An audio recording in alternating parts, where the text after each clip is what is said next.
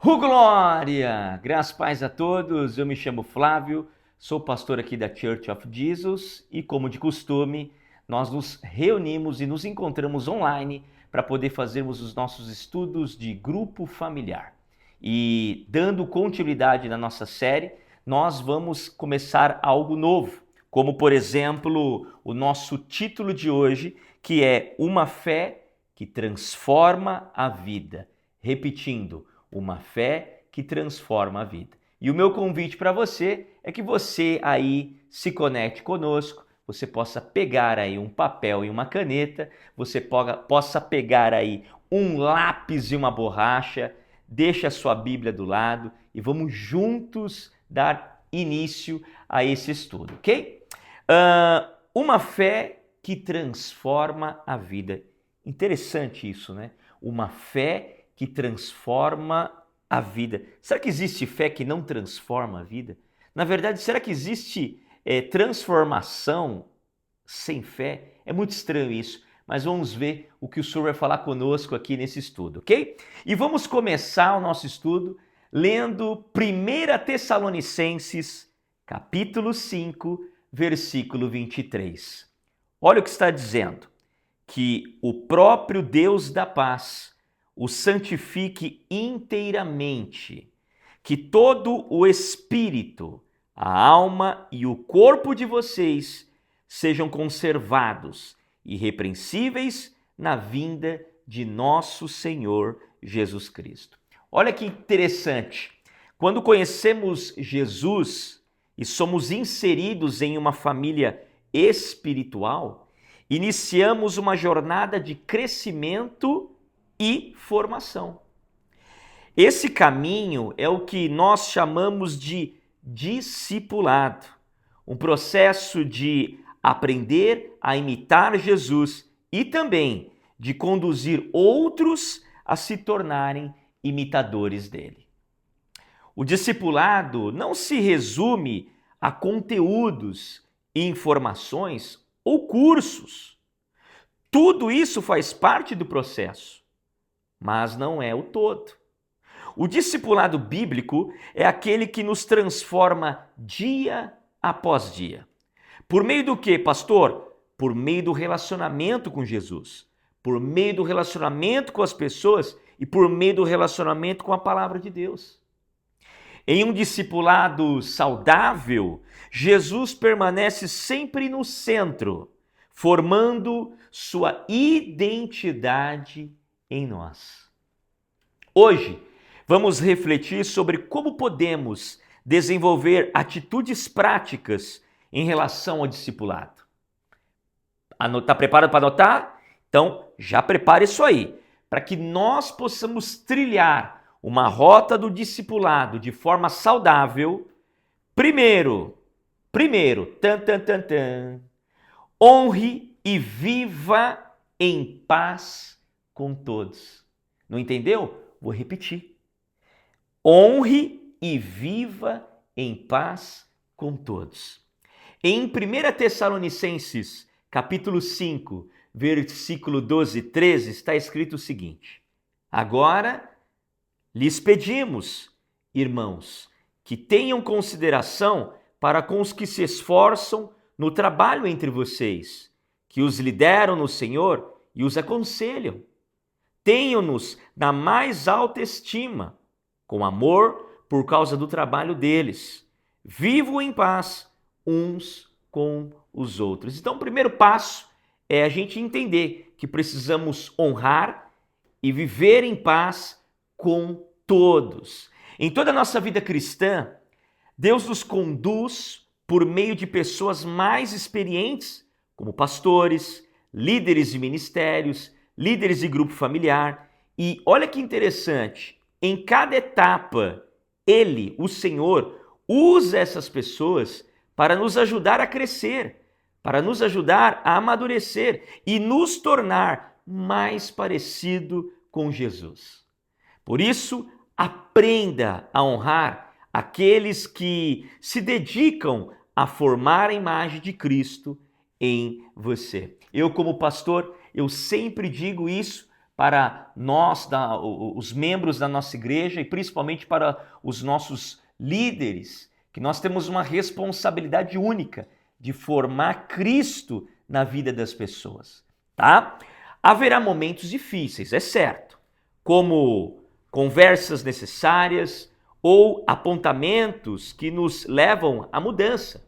Mas lembre-se de que todos estamos em processo de amadurecimento espiritual. E dependemos de quem? De Jesus.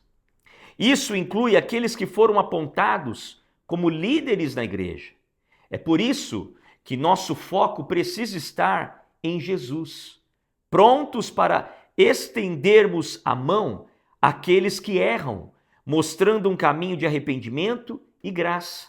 Assim como quem fez? Como o próprio Jesus fez e faz conosco. Um texto muito marcante da minha vida, que me chamou muita atenção, é o que está em 1 Tessalonicenses 5,13.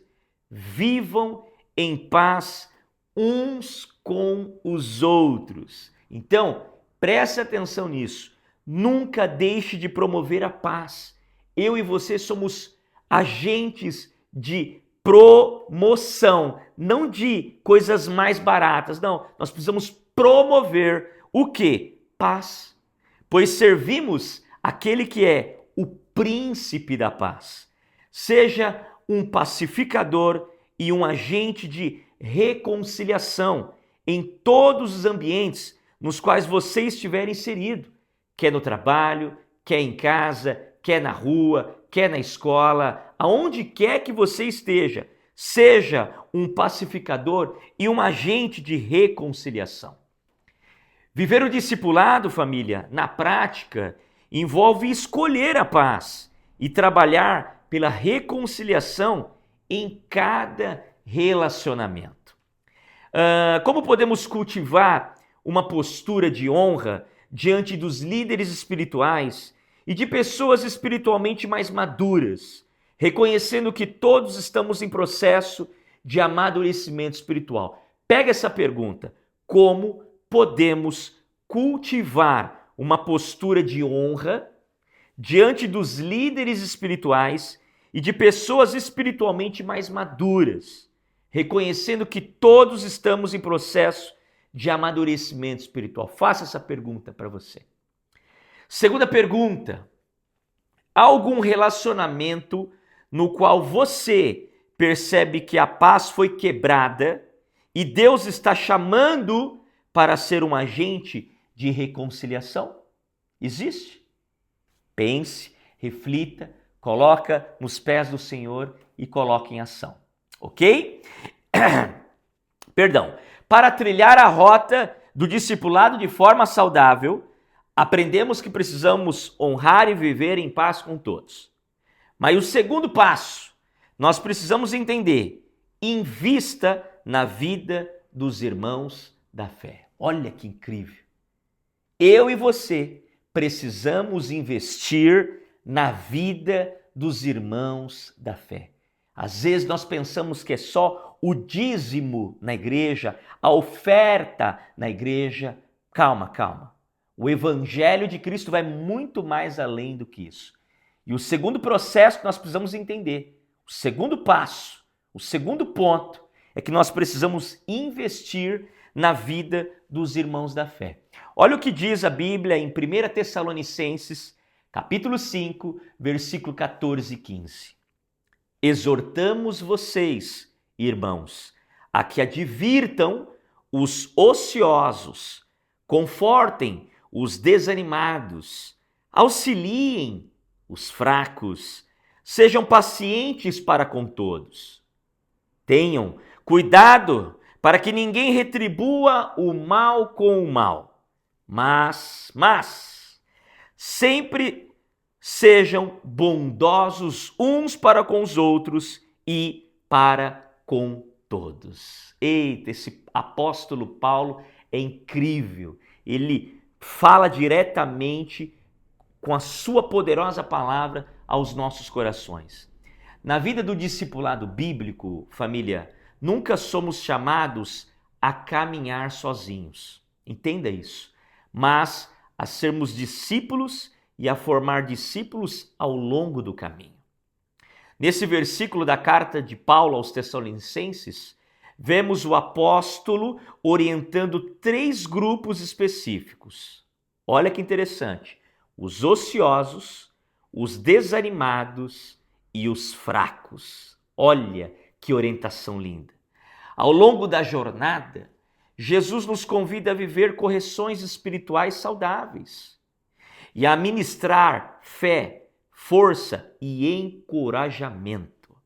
Em muitos momentos, nós mesmos precisaremos dessas orientações, mas também somos chamados a cuidar e ministrar na vida dos nossos irmãos na fé. Quando decidimos investir em pessoas, nos tornamos mais parecidos com Jesus. Então, vem mais 2 perguntas para que nós possamos refletir. Como você costuma reagir quando alguém se aproxima para te exortar, encorajar ou fortalecer? Como é que você costuma reagir quando uma pessoa vem para te exortar? Quando a pessoa vem para te encorajar? Quando a pessoa vem para te fortalecer? Reflita sobre isso. Segunda pergunta: que atitude simples e prática você pode tomar essa semana para investir na vida de um irmão ou uma irmã na fé? Olha, o Senhor nos chamando a colocar em prática. Amém? Então, para a gente trilhar a rota do discipulado de forma saudável, primeiro, honre e viva em paz com todos. Segundo, invista na vida dos irmãos da fé. Terceiro e último, viva uma vida de oração e satisfação. Olha o que diz o apóstolo Paulo na sua carta em 1 Tessalonicenses 5, 16, 18. Alegrem-se sempre, orem continuamente, deem graças em todas as circunstâncias, pois essa é a vontade de Deus para vocês em Cristo Jesus. Que coisa linda! Quando Jesus esteve na terra, família, ele nos deu o testemunho de uma vida de oração. Foi o exemplo. Vemos na palavra diversos momentos em que Jesus se retirava para orar e ter tempo com o Pai. E também o vemos ensinando os seus discípulos a orar. Jesus nos ensinou por meio dessas atitudes que, enquanto estivermos nesse corpo terreno, a oração é a maneira pela qual nos conectamos e interagimos com o mundo espiritual. Não existe discipulado saudável em que a oração seja negligenciada, pois orar é se relacionar com Deus, aprendendo a falar com Ele e a ouvir o que Ele tem a dizer. Uma vida de oração nos conduz à satisfação e à gratidão. Quem ora, quem tem uma vida de oração, ele vai ser conduzido à satisfação e à gratidão. Quando oramos, somos sustentados pelas palavras de Deus e experimentamos a paz que excede todo o entendimento. Mesmo que tudo ao nosso redor pareça desabar, quem vive uma vida de oração entende que tem tudo o que precisa em Jesus. E sabe o que faz? Confia que no tempo certo Ele liberará palavras que transformam todas as coisas. Então vamos lá. Mais 2 perguntas para nós finalizarmos.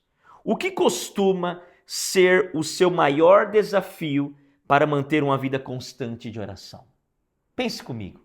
O que costuma ser o maior desafio para que você possa manter uma vida constante de oração? Segunda pergunta. Em momentos difíceis, onde você percebe que tem buscado satisfação ou segurança antes de recorrer a Deus? Em momentos difíceis, onde você percebe que tem buscado satisfação ou segurança antes de recorrer a Deus? Pense comigo. Eu quero aqui, não estava no script, mas eu quero acrescentar mais uma. Quero compartilhar com você mais um ponto que eu acho fundamental. Viva uma vida no espírito em santidade. Porque nós negligenciamos muito nisso. E a Bíblia diz em 1 Tessalonicenses 5, 19 ao 21, não apaguem o espírito, não tratem com desprezo as profecias, mas ponham à prova todas as coisas e fique com o que é bom. Somos convidados, minha família maravilhosa, a viver uma fé que não é apenas conceitual, mas uma fé prática.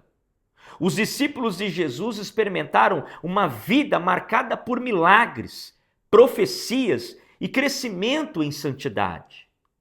E à medida que nos firmamos na palavra de Deus, também crescemos no conhecimento do Espírito Santo. Por meio do quê? Por meio de experiências com Ele e do desfrute da sua presença. Na jornada do discipulado, somos chamados a profetizar, encorajar e viver como igreja, família, os movimentos do Espírito. Então, cada discípulo é enviado para anunciar as boas novas, um evangelho de poder e graça. Então, acrescento mais 2 perguntas aqui.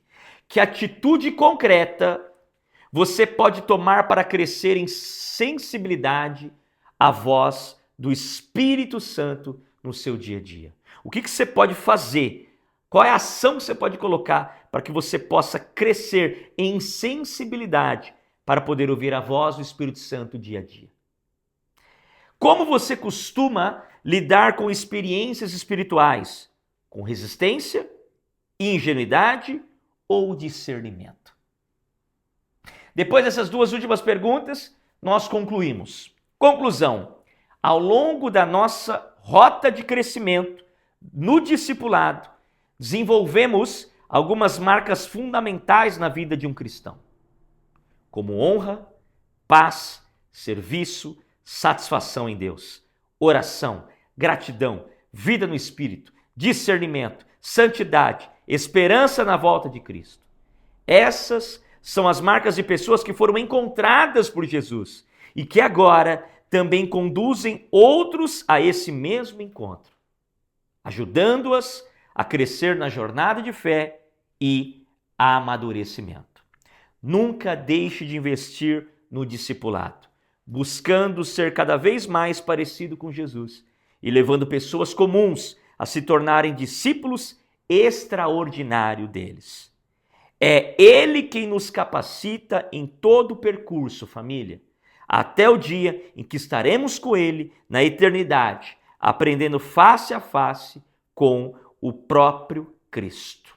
Tá bom? Então, com este estudo da semana, eu quero que você reflita, coloque, anote essas perguntas que foram feitas e reflita sobre cada uma delas, porque eu tenho certeza que é o próprio Senhor convidando eu e você para que nós possamos ter uma fé que transforma vidas. Que Deus abençoe a tua vida e até a próxima.